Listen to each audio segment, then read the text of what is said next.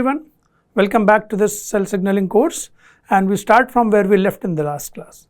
If you recollect, we were discussing the receptor serine threonine kinase mediated signaling, that too particularly how it culminates into the MAP kinase pathway.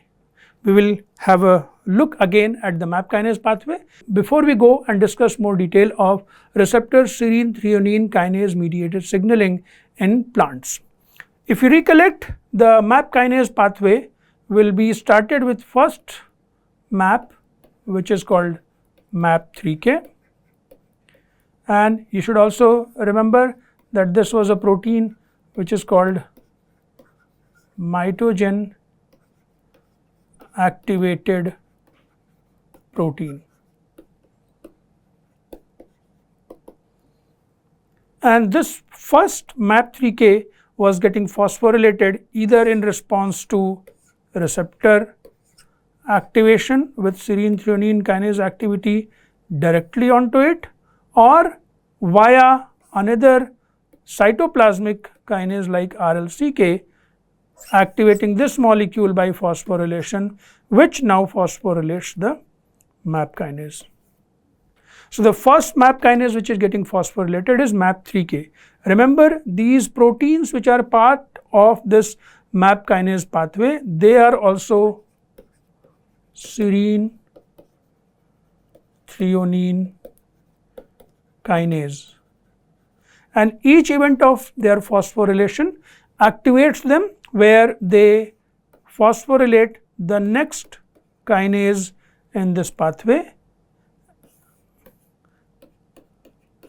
And this is where in the previous class we saw that looks like a phosphor relay, except for the fact that here each step is utilizing an ATP molecule. And this final MAPK could directly go into the nucleus and activate transcription, or it can activate a effector molecule which can bring about depending on its nature the effects which are to be mediated, whether it remains into the cytosol and performs a function or enters into the nucleus and performs the associated function. What we will see more in detail in today's class is that what are the different modes by which receptor serine threonine kinase can be activated in plants. So, we will identify different model by which receptor ligand interaction and recognition happens. You have to remember that most often when this interaction will be happening between ligand and receptor, the receptor will be activated, and that activated receptor will find a MAP3K pathway. So, first situation is where you have regular condition which we noticed in the previous receptors, whatever we studied in like receptor histidine kinase and so on. What was one of the earlier requirement which we discussed is that receptor dimerizes in response to ligand binding. Think about a ligand which is having two receptor binding domains or the regions through which it engages the receptor, and the kinase activity is activated. Once this kinase is activated, first thing it does is the autophosphorylation, and this phosphorylated and activated receptor will take the signaling downstream through the MAP3K pathway. The other way by which the signaling through these receptor serine threonine kinase is activated is by identifying a pathogen related molecule which is named elicitor here. We will also see that how different molecules which are actually of foreign origin and acting on the plants, they are being called elicitor, and how they are mediating the responses. So here you will have one of the entity as TMRK. Recollect that this was transmembrane receptor kinase. This is the actually full receptor like kinase or receptor serine threonine kinase in plants. You have that molecule over here, and then you have this RLCK, receptor like serine threonine kinase. When ligand binds here, that activates the pathway and the phosphorylation of RLCK happens, and this will perpetuate the MAP kinase signaling. What you can easily assume here is that another set of this combination of TMRK, RLCK, this heterodimeric combination comes again to activate the receptor. What basically I am suggesting is that you will have a scenario where another of this receptor with this RLCK, they will come and make a heterotetrameric structure and activate the signaling.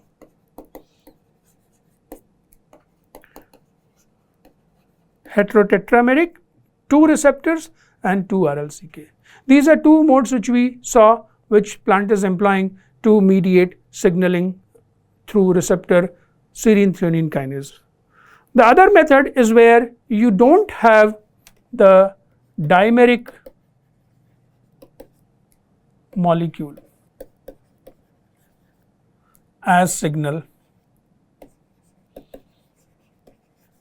What will be happening here, that the ligand is monomeric. This monomeric ligand will be capable of activating or bringing the conformational change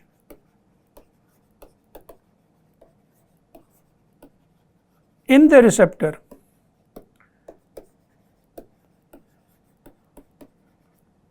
which will induce the autophosphorylation, and this phosphorylated receptor is now active, and it can again mediate the signaling by MAP3K.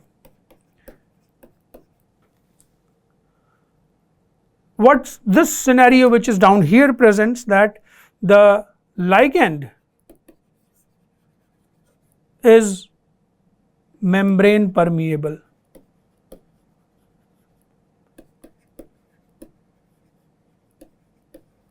In earlier classes we saw that how ligand could be soluble and can cross the membrane, or it will be surface bound, or it will be bound to the plasma membrane. Soluble one, which is water soluble or hydrophilic, that will not cross the plasma membrane, but the hydrophobic will be crossing the plasma membrane. So you can easily imagine that this ligand, being hydrophobic in nature, crosses the plasma membrane and it finds the RLCK kind of protein. We saw that receptors will be soluble as well as membrane bound. So this is your soluble receptor like kinase.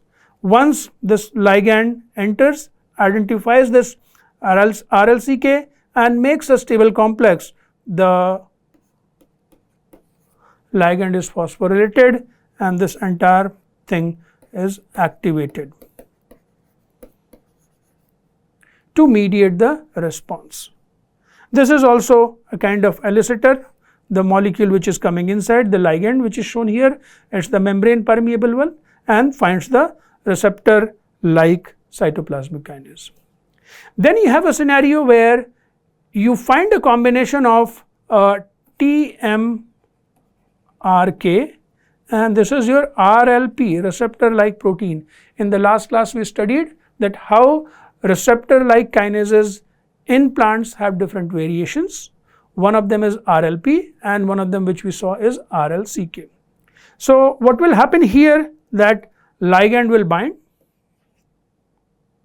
this will initiate its coupling with the RLP, and this coupled structure is now activated, and the functional receptor which has the cytoplasmic kinase domain will be phosphorylated, and this phosphorylated receptor will take the signaling forward.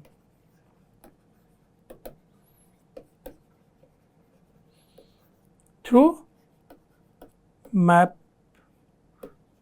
pathway. There is another hypothesis which is prevalent in plant kingdom, where receptor like kinases are mediating the signaling, where this molecule which is always tethered with the receptor and keeps it inactive. So when this molecule is called Gardi molecule, which is guarding the receptor. So when in absence of the ligand, this is holding the receptor. Once the ligand is available, ligand or elicitor molecule will bind to the Gardi, and this Gardi is degraded. Now this receptor is available for binding to its cognate ligand, undergo changes, and these changes will be shown as the phosphorylation of the kinase domain and activation of the pathway by multiple routes, which includes the MAP3K pathway activation. So you notice that how by different mode of ligand receptor interaction this pathway can be activated. So normally what will happen, what are the different routes where, or the pathways or the physiological processes where we see this pathway coming into the fore and performing the signaling. So we will see some examples of RLK signaling which is affecting the plant growth and its development. So one of the process where we normally see a lot of signaling mediated by receptor serine threonine kinase is somatic embryogenesis, where multiple classes of receptor like kinases come together and activate the signaling. What I mean by multiple classes, if you recollect in the previous class, we saw that the extracellular domain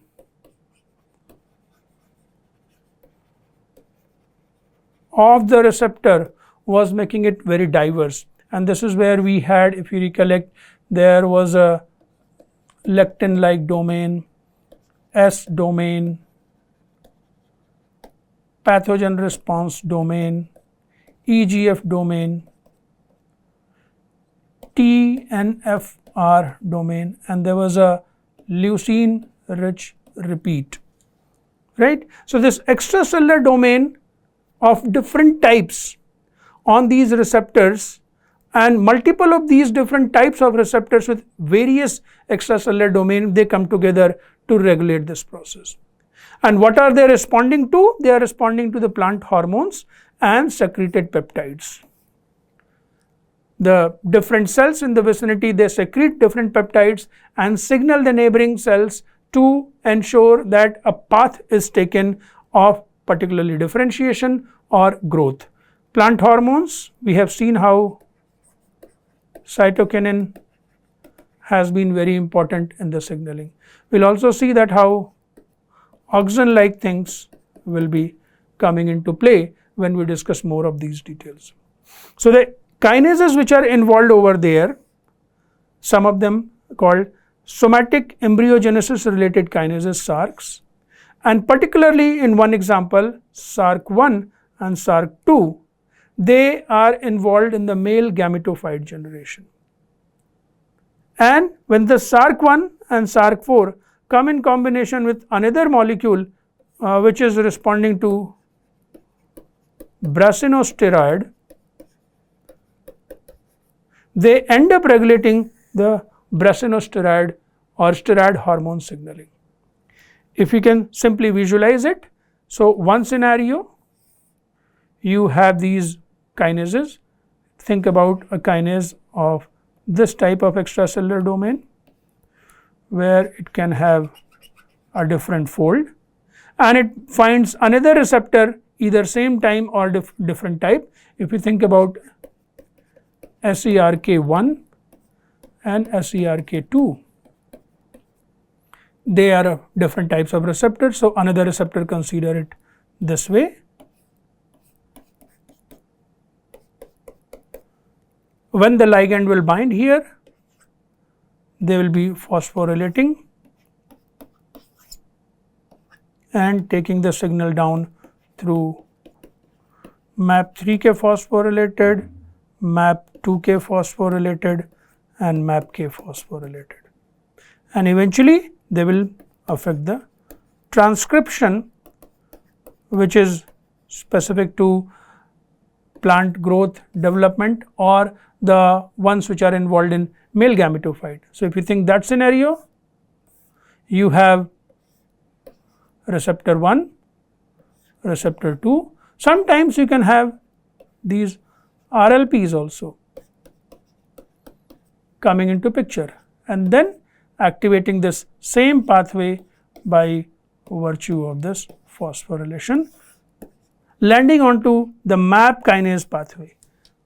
What I meant by saying the same MAP kinase pathway, it's like the MAP kinase pathway response, not that same molecule. And this is where I want to emphasize that when we say MAP3K, we are talking about a class of proteins.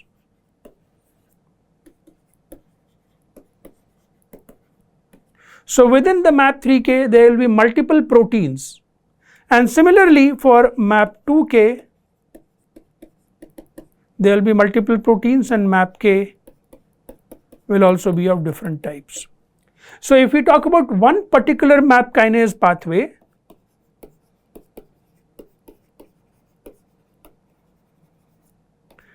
we are talking about a combination of one particular MAP3K and the cognate MAP2K and cognate MAPK, and each of them are serine threonine kinase.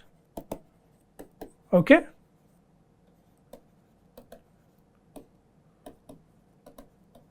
So, basically combination of different receptor with different extracellular domain ensures that they bind to the signal present in their vicinity, or in combination with this RLP like molecule, they will signal down to one of those MAP3K pathway to mediate the signaling. So, this is how multiple different kinases are involved in ensuring different aspects of plant growth and development is mediated. So, what are those different aspects of the plant growth and development which is mediated by this SERK or somatic in the somatic embryogenesis process? The root development, here you will see a specific set of receptor,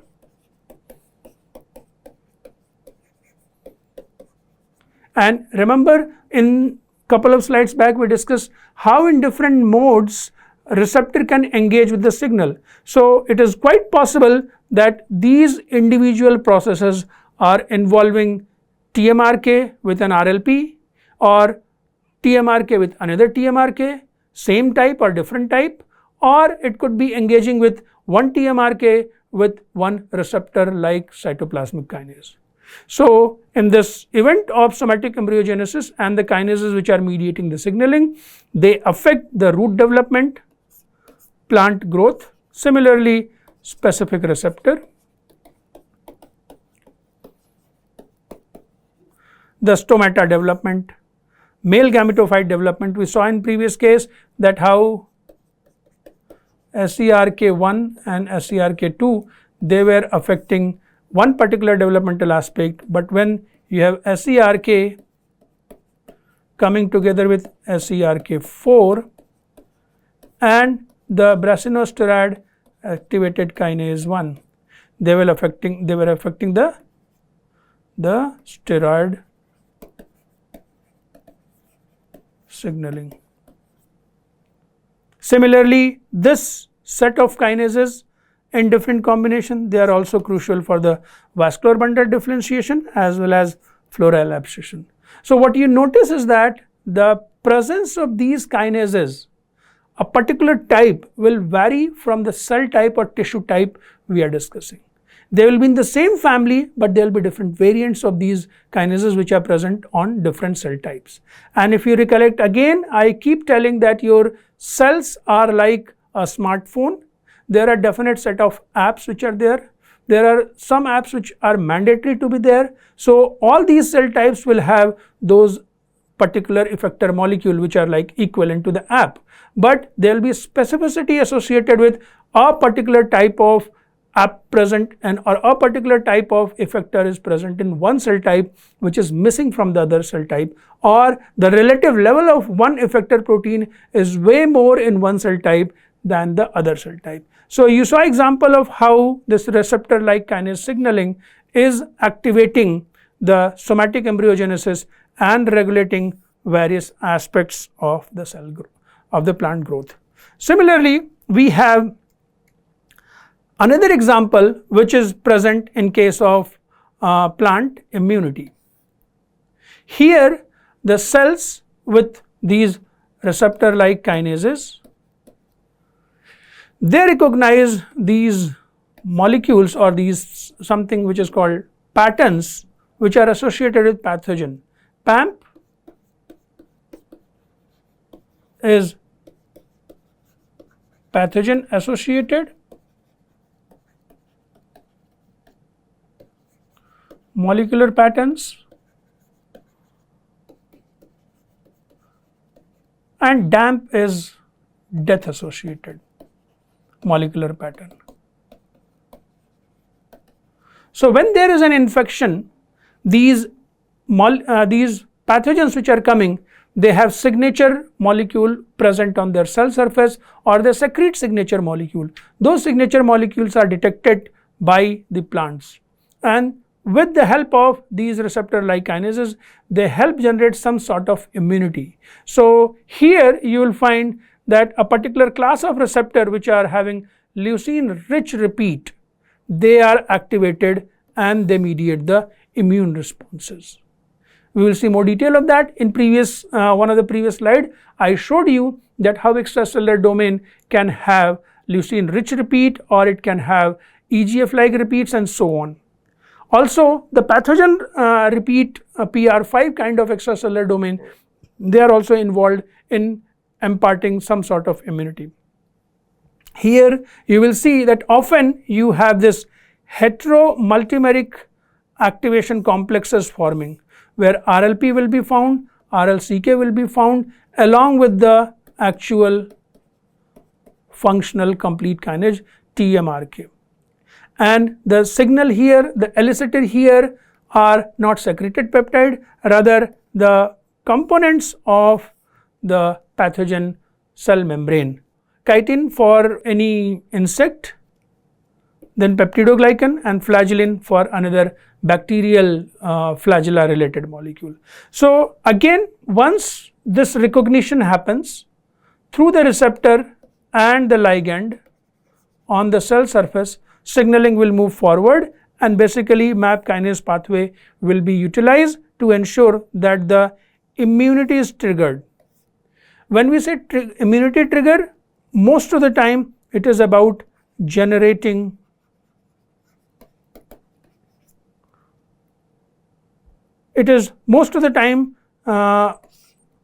activating transcription.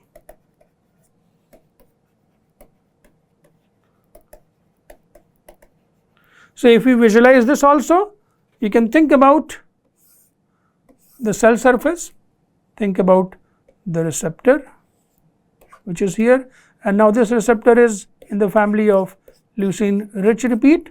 So one of the receptor is like this, which has the kinase domain. You can think about an RLP of similar type activating the RLK, leading to MAP kinase pathway.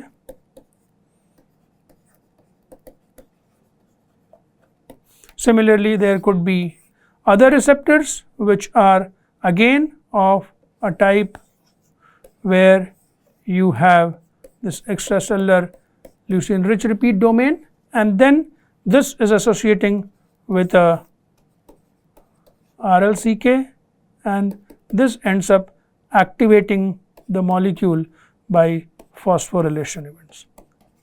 So what is basically happening here is that what you notice is that what is being sensed is this. I told you the chitin, peptidoglycan, which is found in many of these gram-positive bacteria, and you have flagellin also, which is component of the flagella of many bacteria. So they bind to the receptor and then activate the signaling. Remember when we discussed in a couple of slides back the different modes of ligand and receptor association.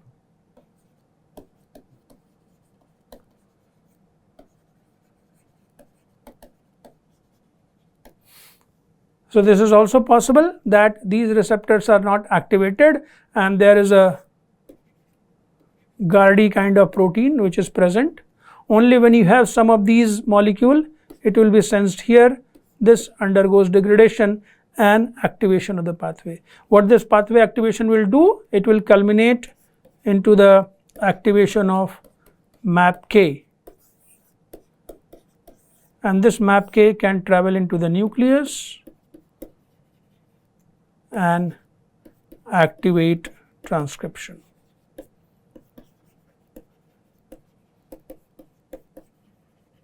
So in essence, you can see that different types of receptor in the class of receptor serine threonine kinase, plants engage them to ensure that different processes or physiological events are mediated, whether it is about the development, whether it is about immunity, or whether it is about differentiation. So what we have learnt in today's class, that different models of ligand and receptor binding, thus RLK activation, do exist. It talks about different nature of TMRK, RLP and RLCK, and how this elicitor molecule can engage in many different ways to activate the signaling. Then there are these SCRKs, somatic embryogenesis related kinases, or Brussels-Sterad activated kinases. They work together and participate in RLK mediated root and shoot meristem development. Further, the leaf and other aspects of plant growth are regulated by RLK signaling, as well as the immunity which plant builds against a pathogen is also mediated by different types of RLKs. Thank you.